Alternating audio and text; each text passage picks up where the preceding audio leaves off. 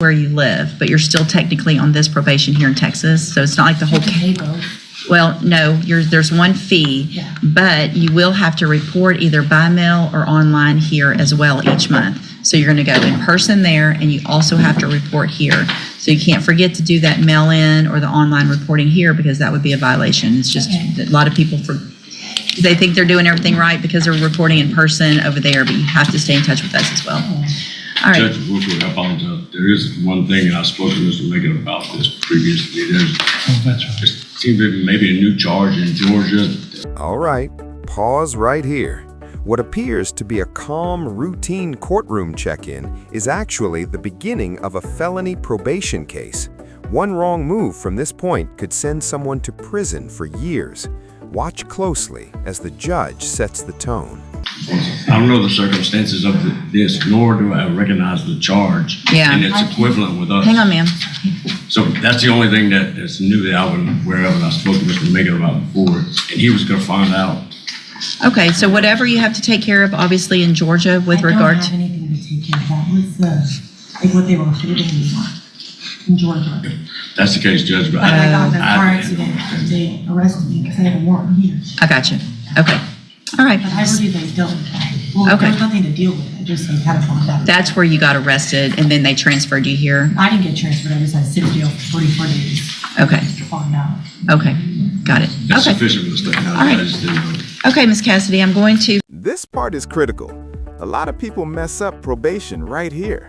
When probation transfers across state lines, it doesn't replace the original. It stacks on top of it. Miss one online check-in back in Texas? Boom, that's a violation. No excuses. I have a question. Yes. This packet, it said like I had to do like 300 hours of community service. So we'll explain all that to you in probation. Yeah, that's what happens when you're on felony probation. It's required. If you talk to your probation officer, if you're doing everything right, sometimes they waive part of those. Sometimes they don't. It depends on how you're doing. Do you understand? This could be a lot worse, so you probably need to fix your attitude real quick. Because having a bad attitude with me does nothing good for you. Okay. So I'm going to find sufficient evidence to find you guilty, and at this time, I'm going to follow your agreement and defer all proceedings and place you on probation for 4 years. You're ordered to pay a $500 fine and to follow all of the rules and conditions of probation. If you do that, this is an excellent opportunity because you do not have a felony conviction on your record. And if you successfully complete the probation, at the end, the case is actually dismissed. You will never have a felony conviction. The other side of that, though, is if you violate any condition of probation, you can be brought back into court, you could be found guilty and sent to prison for anywhere between 2 and 10 years. Do you understand? Okay. One thing is 44 days in jail, and watch the judge's reaction. No sympathy, no emotion, just the facts. In court, time served doesn't always earn mercy.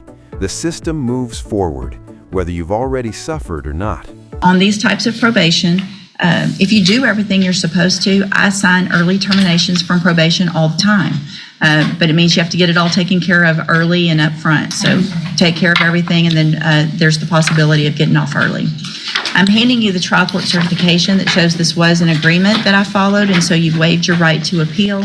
You need to have a seat here in the courtroom. Probation's going to call you up to her desk when she's ready to go over your paperwork. All right, good luck to you, ma'am.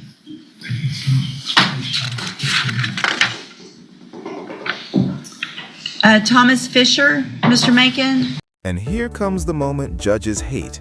Questioning requirements is allowed, but tone matters. In a courtroom, attitude can quietly determine whether a judge works with you or comes down hard. How are you? Good, thank you. How are you?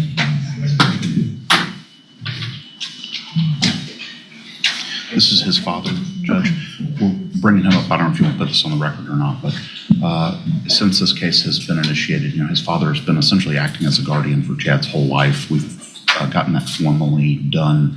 So I want him to at least be available to participate if Chad has any questions or anything like that. Okay, and so there... He is technically legally under guardianship at this time, and so Okay. that's why there's 2 signatures on the plea rejection form, and Mr. Hoffpower, I think, is aware of all of this. Well, he's supposed to be prior to this. Okay, all right, you're Chad Cracknell? Let that sink in. One missed report, one failed condition, and deferred probation can turn into real prison time, up to 10 years. This is the legal version of walking a tightrope with no safety net. And Mr. Cracknell, in cause number 22, hold on, let me get.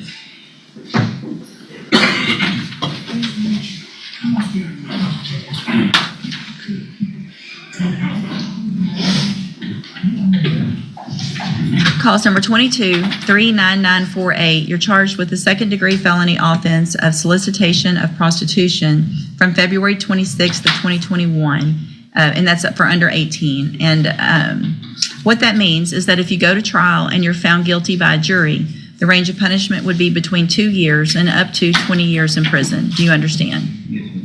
And I have here on the computer a plea bargain rejection that you've signed, and it looks like your dad and your attorneys, that shows that the district attorney's office has made an offer if you wanted to plead guilty for a 10-year term in prison, but you would serve that on probation instead of in prison. Do you understand what they have offered you? And you have every right to reject that and have a jury determine if you're guilty, and that jury can decide what your punishment is. And if you go forward, I just want to make sure you understand what your options are if you wanted to enter a plea of guilty today, what the consequences could be if you go to trial. And do you understand all of that? Yes. And do you want to reject that offer and have your case set for trial? Yes, ma'am. Okay, then we'll get it set on the trial docket and your lawyers will begin preparation for trial, okay? Y'all are free to go. Thank you. Thank you, Judge. Thank you.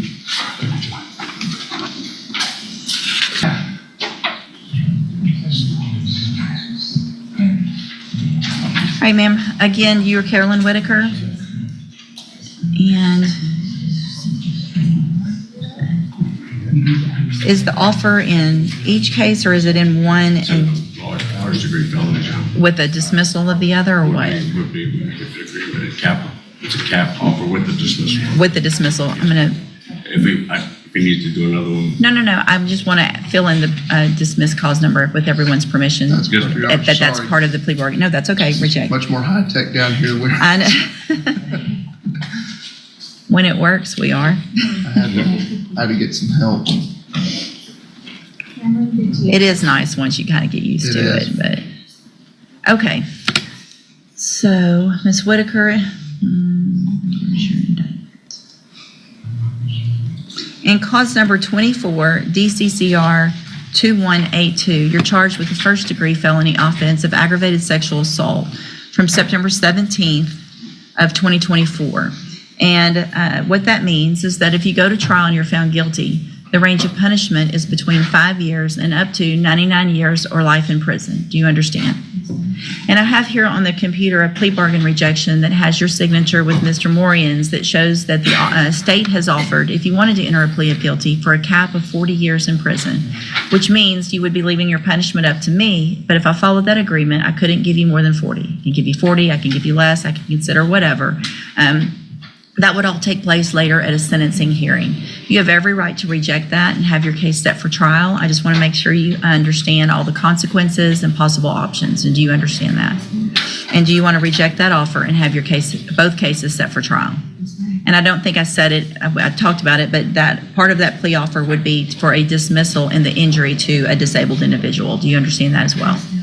Okay, and so I want to make sure that after today, you understand as well that I will not accept, once cases are on my trial docket, I don't accept plea agreements like the same one unless there is new information that either your attorney or the state's attorney did not know today. So once it gets on the trial docket, it's expected to go to trial. If you wanted to change your mind and enter a plea, it would be to something different than this. Do you understand? Okay, we'll get it set on the trial docket. Mr. Moriam will begin preparation for